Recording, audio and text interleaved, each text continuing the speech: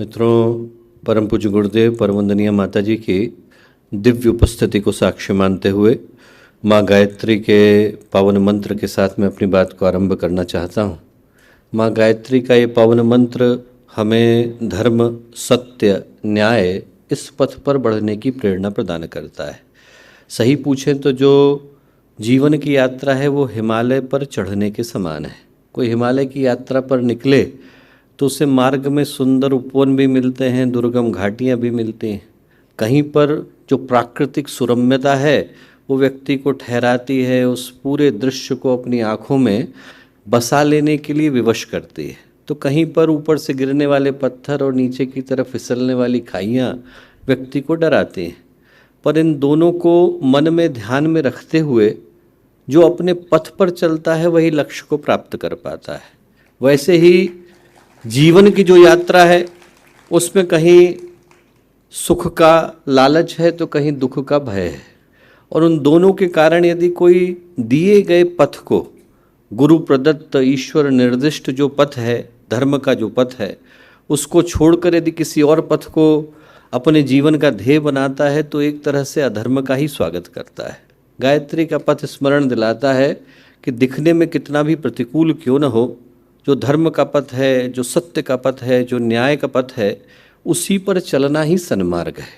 तो एक बार स्थिर चित्त शांत मन के साथ आज जब हम लोग गुरु नानक देव जी की जयंती के पावन अवसर पर, देव दिवाली का ये पावन अवसर है, कार्तिक पूर्णिमा का ये पावन क्षण है, देव संस्कृत विश्वविद्यालय के मृत्युंजय सभागृह में हम लोग उस स्मारक के अनावरण के लिए मिल रहे हैं जो सही अर्थों में पूरे समाज के लिए स्मारक है।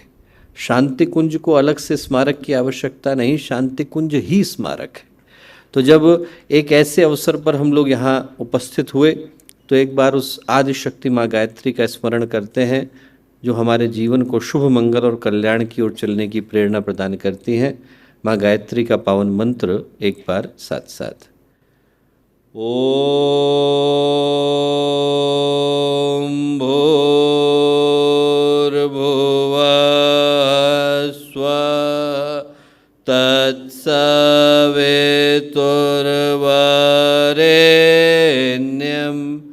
भर्गो देवस्य धीमहि धियो यो नः प्रचोदयात्।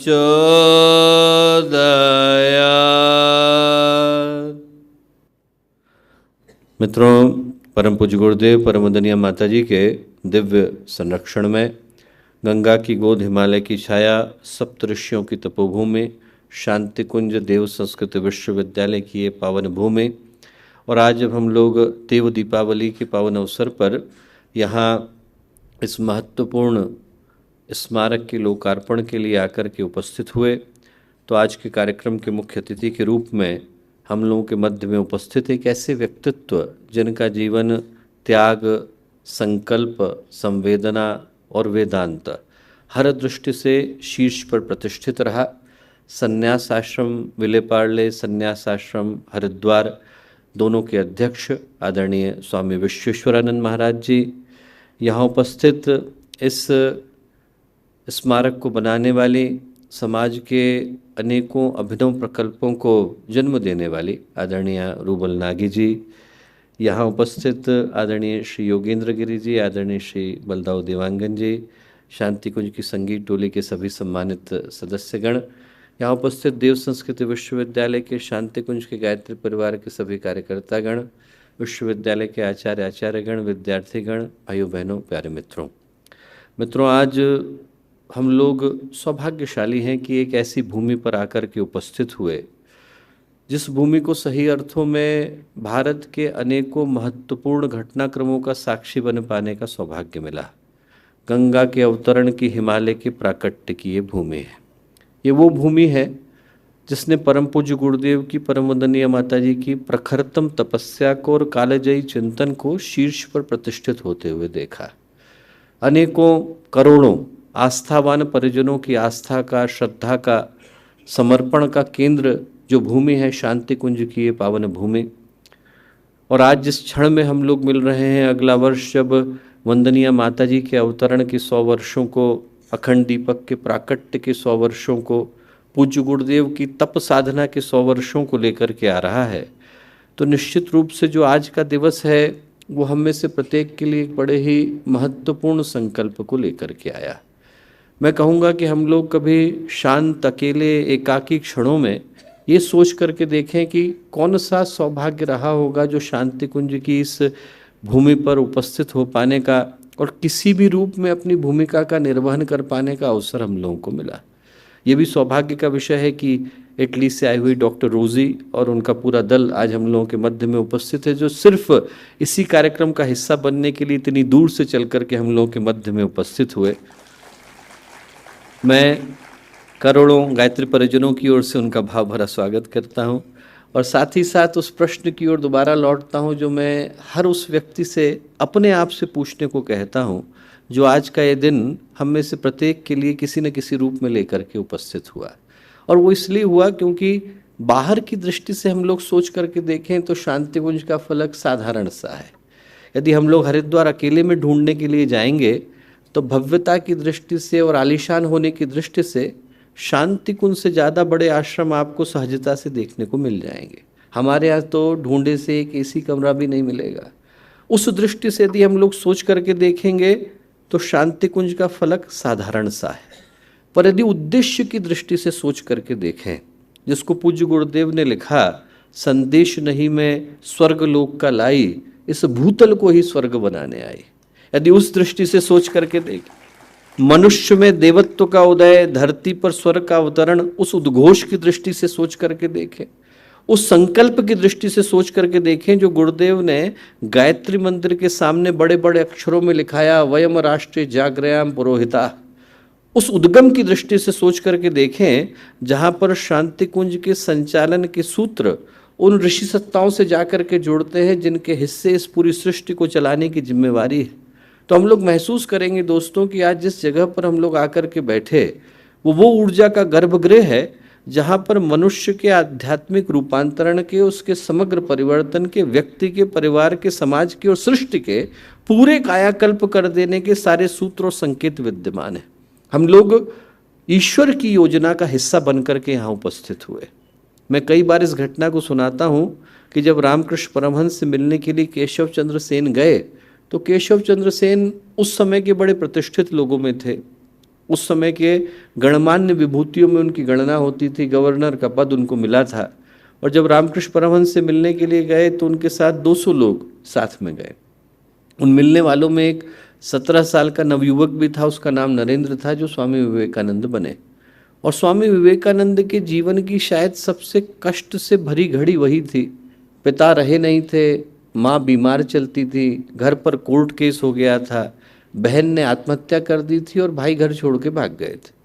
इतनी सारी कष्ट की परिस्थितियों में 21 जगह पर उन्होंने जॉब के लिए अप्लाई किया और एक जगह से भी मिली नहीं थी।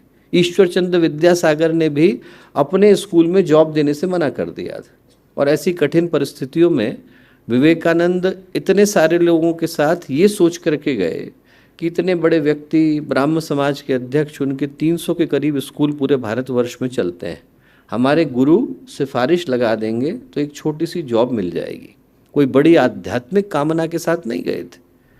और उस समय में जब कक्ष के अंदर जाकर के बैठे तो घटना उल्टी घट गई। स्वामी रामकृष्ण परमहंस ने केशव चंद्र सेन को कुर्सी के ऊपर बिठाया और जमीन पर जाकर विवेकानंद के साथ बैठे। लोगों ने सोचा कि शायद पहचानने में भूल हुई। उनने कहा कि ऐसा है साहब, अध्यक्ष ऊपर बैठे हैं। स्वामी रामकृष्ण परमहंस बोले, उधर दीपक जल रहा है, यहाँ पर सूरज उगने वाला है, मैं सूरज के पास आकर के बैठा हूँ। केशव चंद्र सेन को भरोसा नहीं हुआ, उनको लगा कि ऐसे ही कह दिया होगा। तो स्वामी रामकृष्ण परमहंस ने उनसे एक प्रश्न पूछा। उन्होंने कहा, केशव जो तू कर रहा है वो करने के लिए भगवान का आदेश हुआ है? बोले, नहीं, मुझे ऐसा कोई आदेश तो नहीं मिला। बोले, फिर चलेगा नहीं। इस संसार में चलता वही है जिसके ऊपर भगवान का हाथ होता है। थोड़ी देर के लिए चमक दिखाना अलग बात है, पर तारे की तरह से प्रज्वलित होकर समाज का कल्याण करना वो तभी संभव हो पाता है जब ईश्वर का हाथ उस व्यक्ति के ऊपर लगता है। उनने कहा ये वाला चलेगा, इसके ऊपर भगवान का हाथ। और उस दिन कक्ष में बैठे लोग विवेकानंद को नहीं जानते थे, आज सारी दुनिया जानती है। और उस दिन पूरा भारत केशव चंद्र सेन को जानता था। आज बताने के लिए आपको 10 मिनट की भूमिका बांधनी पड़ती है। चलता वही है जिसके सर पर भगवान का हाथ होता है। और ये घटना गायत्री परिवार के लिए इसलिए मूल्य की हो जाती है क्योंकि 1938 में जब ये दीपक प्रज्वलित ही हुआ था, गुरुदेव की साधना उस समय में अपने किशोरावस्था को प्राप्त कर ही रही थी, तो बड़ी कठिन परिस्थितियां थी। वंदनीय माता जी ने अपने गहने बेचे, पहली प्रिंटिंग प्रेस को खरीदा, सारे घरों से जाकर के गुरुदेव अखबारों को इकट्ठा करते थे, उसका कागज बनाते थे और उस हाथ के कागज पर अखंड ज्योति को लिखते थे और लिखकर साइकिल पर जाकर लोगों के घरों पर बांट के आते थे। लोगों ने कहा कि साहब चलेगी नहीं, पैसा आप लेते नहीं हो, विज्ञापन आप छापते नहीं हो, चलेगी कैसे? गुरुदेव ने उनमें से किसी को उत्तर नहीं दिया, अखंड ज्योति के अंदर लिखा। और क्या लिखा? इंसान की जलाई हुई हो तो कल को बुझ जाए, भगवान की जलाई हुई होगी तो अखंड जलेगी। और अखंड जल रही, मेरे आपके कारण नहीं जल रही दोस्तों, भगवान के जलाए होने के कारण जल रही है। और हम लोगों का सौभाग्य है कि उसका हिस्सा बन पाने का अवसर हम लोगों को मिला। कभी अकेले हों तो सोच करके देखें कि वो कौन सा पुण्य था और सौभाग्य था जो हमें यहाँ खींच करके लाया। कोई मुझसे पूछे कि वो शांति कुंज जिसका आज हम लोगों ने लोकार्पण किया, शांति कुंज के हैशटैग का, तो उसको मैं किस रूप में देखता हूँ? मैं उस शांति कुंज को दोस्तों ऑर्डिनेंस फैक्ट्री के रूप में देखता हूँ। ये वो स्थान है जहाँ पर भगवान के आयुधों का निर्माण होता है। भगवान शिव का त्रिशूल, भगवान कृष्ण का सुदर्शन और इंद्र का वज्र यहीं तैयार किए जाते हैं। ये वो आयुध हैं जिनके माध्यम से वर्तमान समय की नकारात्मकता को निरस्त कर पाना संभव है। आप किसी भट्टी में जाएं तो क्या होता है? भट्टी में गलाई और ढलाई होती है। यहाँ पर भी गुरुदेव कुसंस्कारों को गलाते हैं और व्यक्तित्व को ढलाते हैं ताकि ऐसे प्रेरणा पुंजों को तैयार किया जा सके जिनके माध्यम से समाज को नई दिशा दिखा पाना संभव हो सके। किसी भट्टी के अंदर ऊर्जा की जरूरत होती है। आप कहीं पर जाएं तो न्यूक्लियर ऊर्जा है, कहीं पर जाएंगे तो रासायनिक है, कहीं पर जाएंगे तो स्टैटिक है, कहीं पर जाएंगे डायनेमिक है। शांति कुंज के अंदर आत्मिक ऊर्जा की जरूरत होती है। उस स्थान की आप कल्पना करके देखें जहाँ पर गुरुदेव के अनेकों महापुरुष शरण संपन्न हुए। पिछले 54 वर्षों में वहाँ पर प्रत्येक दिन अखंड दीपक के सानिध्य में न जाने कितने महापुरुष चरणों की यात्रा संपन्न हुई। हर दिन यहाँ पर 1.25 करोड़ का गायत्री मंत्र का जप होता है।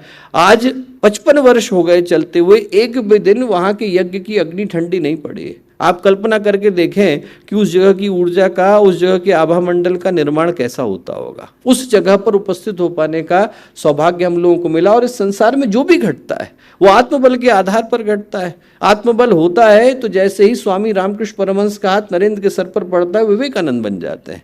आत्मबल होता है तो जैसे ही वशिष्ठ को विश्वामित्र देखते हैं उनके मुख से निकलता है दिग्बलम क्षत्रिय बलम ब्रह्म तेजो बलम बलम।